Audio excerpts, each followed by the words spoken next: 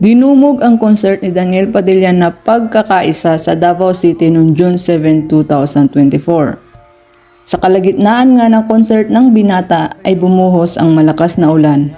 Pero di ito alintana para itigil ang concert at bilang professional ay pinagpatuloy ni DJ ang pag-awit sa kanyang mga tagahanga. Pilian at sigawan naman ang mga fans Daniel Padilla ng gabing iyon. At kahit nga umulan pa ng malakas, di sila napigilan o nagpapigil man lang para ipakita ang suporta sa aktor. Sa kalagitnaan nga ng pag-awit nga ni Daniel Padilla kasama ang banda niya ay may nakita siyang gustong mamato ng bote.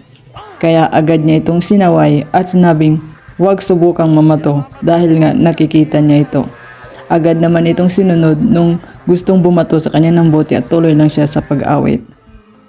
Pinatunayan ni Daniel Padilla sa kanyang pagkakaisa concert na malakas pa rin ang kanyang karisma, na maningning pa rin ang kanyang bituin at kinang sa mundo ng showbiz, lalong-lalo na sa mundo ng musika. Nung gabi nga yun ay kinanta ni Daniel ang Yakap sa Dilim, kung saan tinukso pa niya ang mga may nobya na yakapin nila ang kanilang mga nobya at sumigaw pa siya ng isang sana all sa kanila. Patunay lang ito na sa kabila ng mga issue na ibinabato nga kay Daniel Padilla ay hindi pa rin ito may papatumba ng kahit anumang issue at kahit anumang pangbabash mula nga sa netizens o sa ibang tao ba.